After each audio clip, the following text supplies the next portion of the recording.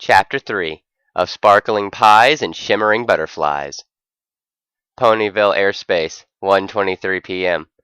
As the wind rushed by both ponies, they continued to stare at the congregation of ponies following them below.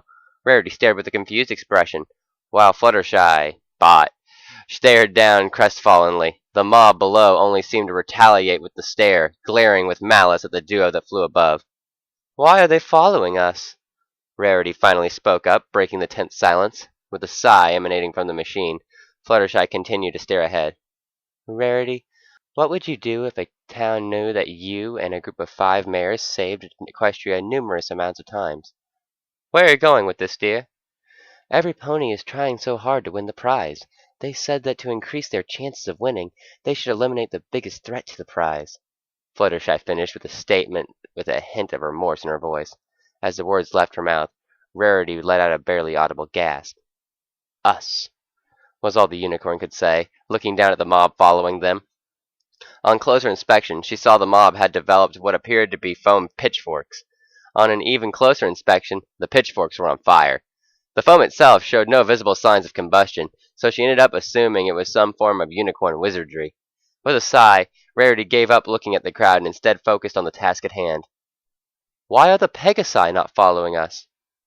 As if on cue, a flurry of wings erupted from the crowd. Most of them carried a variety of foamy weapons, be it their original flaming pitchforks or the regular form sword. One could clearly see their intent to take down the duo in their eyes. The will not to give up visibly flowed through their nimble and light frames. Well, the will not to give up until they got tired and required a power nap. Then, and only then, would they give up the chase and pursue the goal of the nap. With their window of escape quickly closing, the Flutterbot did the only thing that came to mind. With a quick motion, her metallic wings snapped shut. The congregation of ponies below barely managed to dodge the metal machine as it plummeted. As always, Rarity screamed and flailed about all 4 hooves all the way down. A few seconds passed by, the robot still refusing to open her wings and ride the winds of safety.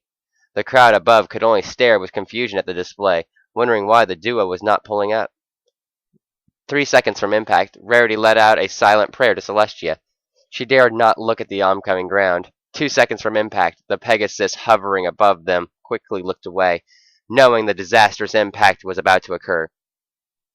In what appeared to be the span of a few milliseconds, a heavy-looking object separated from somewhere inside the robot. As that occurred, Fluttershy quickly pulled up, barely dodging a hug with the solid ground. The effect she wanted was achieved, as the hunk of metal was dropped, simulated a collision with the ground. Once the piece of metal hit the earth, a dust cloud spread in the surrounding area. The Pegasus above only saw the 2 ponies crash into the ground, resulting in them wincing at the sound of the thud. What remained unseen was the small hole that was made in the dust cloud, and the fact that the Flutterbot was rapidly flying away.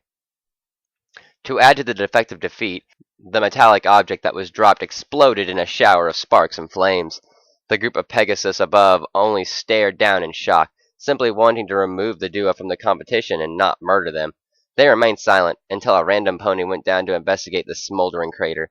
After a few tense seconds, the brave Pegasus re-emerged from the crater with a look of confusion. Does anyone know when the Bearers of Harmony became robots? Ponyville Park, 1:29 p.m.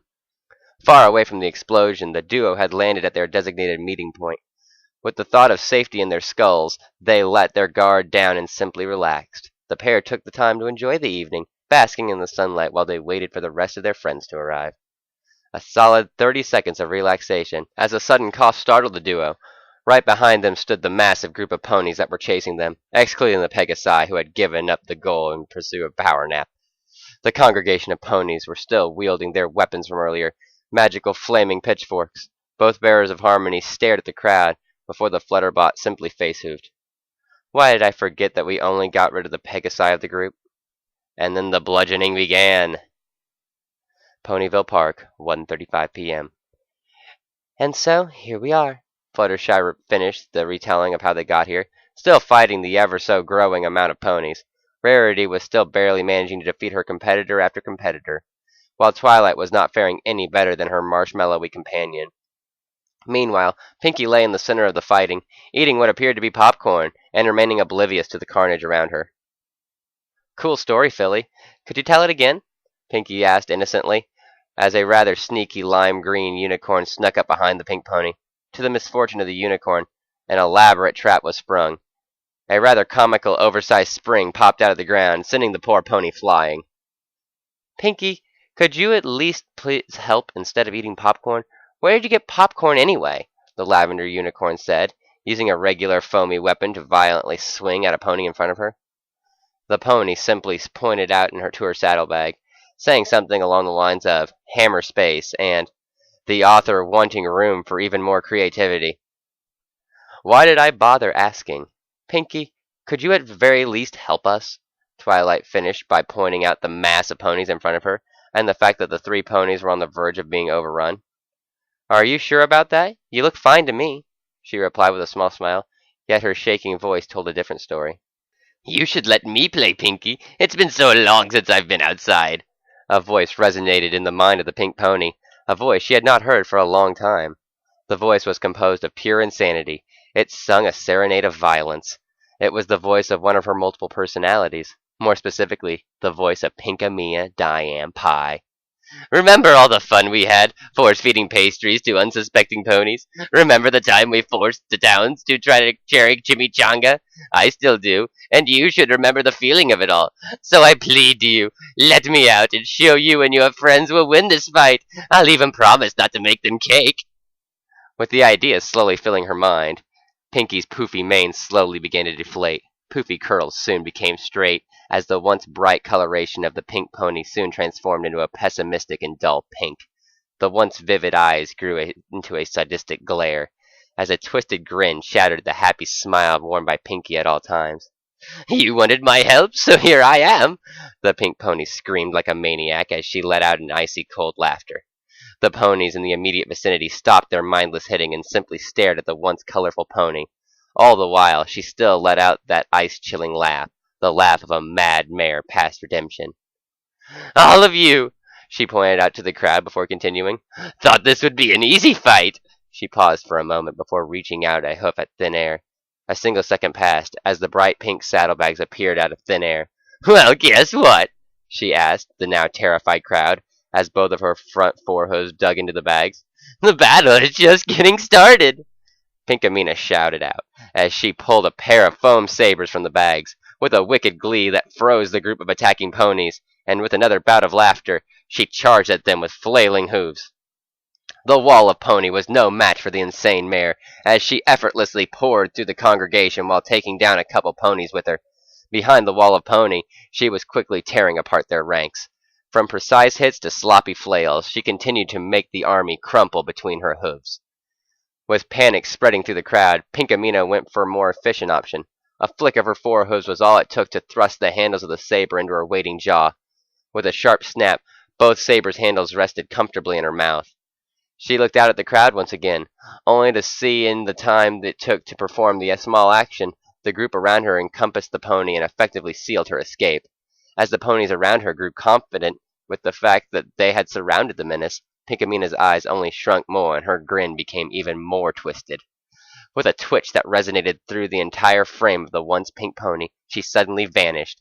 The crowd of ponies around her became confused at the sudden disappearance, as they all moved to the spot where the maniac once occupied. The seeds of confusion blossomed further in the minds of the ponies, before a sudden war cry emitted from above. Above the entire crowd was Pinkamena, who was rapidly falling to the place with the highest pony concentration. The ponies below her could only stare at their demise, as the giggling maniac fell even faster. With a loud thud that resonated through the park, she landed on top of countless ponies that unwillingly cushioned Pinkamena's fall. The fall alone did not cause much damage, but what resulted after did. As soon as she landed, Pinkamena began to flail her head back and forth, both sabers still in her hold. It did massive damage to the surrounding ponies. Their screams of banana went unheard by the dull pink pony, as she continued to mindlessly pound them with her phony harbingers of destruction. Meanwhile, off to the side, and a fair distance away from the epicenter of the fighting, lay the 3 other friends of Pinky. Their expressions on their face told a different story. Twilight's expression showed a deep fear, Rarity showed shock, and the Flutterbot showed nothing. Because robots don't have facial expressions.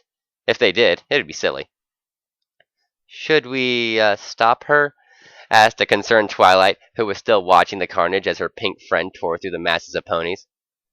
She seems to be having fun, to say the least, Rarity answered as Pinkamena began humming a song similar to I'm Walking on Sunshine while an unsuspecting pony slowly snuck up on her. With a sword and hoof, she made a rapid movement to the unsuspecting pink pony. A short second was all it took before the foamy weapon struck the side of Pinkamena's head. It was a blow that somehow managed to knock her off balance and sent her sprawling into the dirt. The effect of the attack shocked the pale cream-colored mare. Once the results of defeating a threat settled in, she grew a smile and did a small victory dance that consisted of awkwardly jumping from hoof to hoof. The mare was so enthralled in her jig, she failed to realize the pink mare getting up again. Pinkamena looked different. The once happy and psychotic look that adorned her features was replaced by one of pure hatred. Pinkamena slowly got up from the spot she lay, and silently made her way to the mare who had supposedly defeated her. Still caught in her victory dance, the mare ignored the actions of the pink one. The pink mare slowly got behind the still dancing one, and pulled both sabers out of her straight locks. "Should we tell Bonbon that she didn't defeat Pinky?" Rarity said, still looking at the dancing mare. Mere centimeters from the ears of Bonbon, Pinkamena whispered something incomprehensible to the mares off to the side. Whatever it was, it made the once happy mare freeze in fright. It's a good thing Pinkamena's sabers quickly brought the mare out of shock. Unfortunately, it also brought her into a comatose-like state. Bonbon is fine. With the defeat of the poor pale cream-colored mare, Pinkamena quickly resumed the mindless beating of anything with a pulse. Ponyville Park, 2 p.m.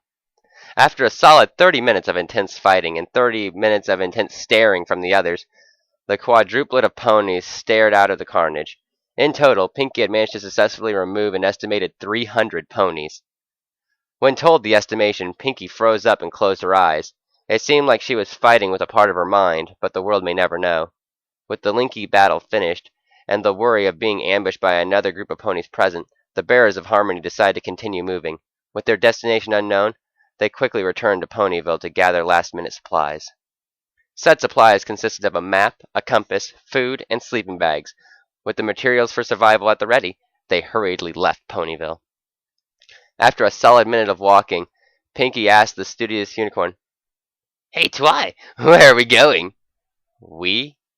Twilight paused for dramatic effect. "Are headed to Canterlot." "But why?" Pinky responded. "I honestly have no idea."